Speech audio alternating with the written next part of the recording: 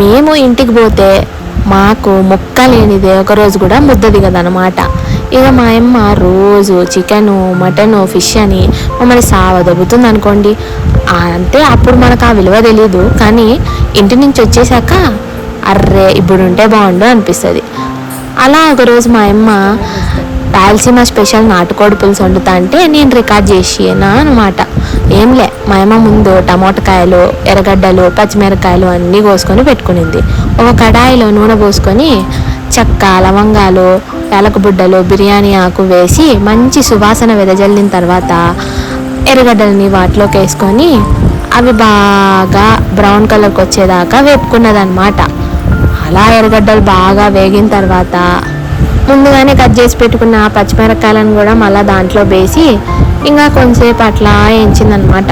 ఇప్పుడు పచ్చిమిరకాయలు కూడా బాగా వేగిపోయిన తర్వాత కొంచెం ఒక స్పూను పసుపు దాంట్లోకి వేసింది. పసుపు వేసిన తర్వాత ఇప్పుడు మా అమ్మ ముందుగానే అల్లము, తెల్లగడ్డ పేస్ట్ చేసి పెట్టుకునింది మిక్సీలో, అది కూడా యాడ్ చేసింది. అలా 2 స్పూన్ల అల్లం వెల్లుల్లి పేస్ట్ వేసుకున్న తర్వాత మళ్ళా పచ్చి వాసన పోయేదాకా బాగా వేపుకోవాలంట.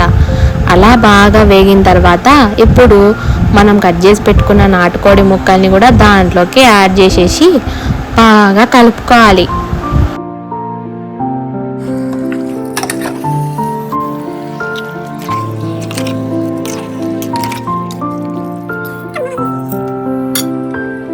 ఇంకా బాగా కలుపుకున్న తర్వాత సరిపడ్డ ఉప్పుని యాడ్ చేసేసుకోండి. ఇంకొక 5 నిమిషాలు మూత పెట్టి బాగా మగ్గనివ్వండి చికెన్ని. అలా బాగా పట్టుకున్న తర్వాత చికెన్లో నుంచి నీళ్లు కూడా ఊరుతాయి.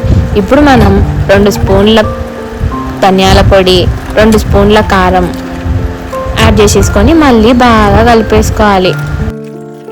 ఇంకొక 2 నిమిషాలు చికెన్ని బాగా ఉడకనివ్వాలి. చూడండి ఎంత బాగా ఉర్రూతలుగుతుందో చికెను. నాకైతే ఇప్పుడు మళ్ళీ తినాలనిపిస్తుందండి, చాలా రోజులు అయిపోయింది తిని. ఇక మా మమ్మీ దాంట్లోకి పుదీనా యాడ్ చేసేసింది అనమాట. అలా పుదీనా యాడ్ చేసిన 1 నిమిషం తర్వాత కట్ చేసి పెట్టుకున్న టమాటా ముక్కల్ని కూడా యాడ్ చేసేసి మళ్ళీ బాగా కలిపేసుకోవాలంట. అలా బాగా కలిపేసుకొని మళ్ళీ ఒక 2 నిమిషాలు చికెన్ని బాగా ఉడికించుకోవాలి.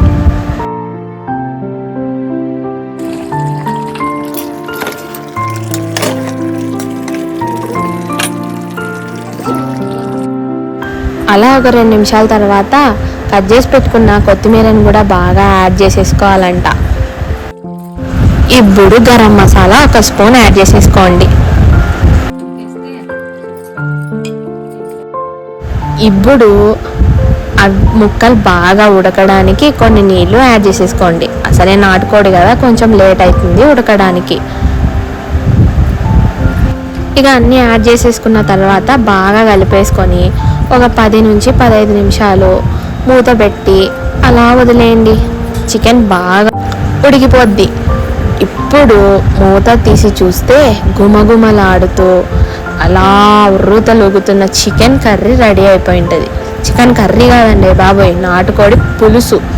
ఇప్పుడు దీన్ని రాగి సంగటిలోకి కానీ, బిర్యానీలోకి కానీ, చపాతీలోకి కానీ, మన రాయలసీమ స్పెషల్ వడలోకి కానీ వేసుకొని తింటే ఎవరైనా ఆహా అనాల్సిందే. మరి మీరెప్పుడు ట్రై చేస్తున్నారు? కామెంట్ సెక్షన్లో చెప్పేయండి.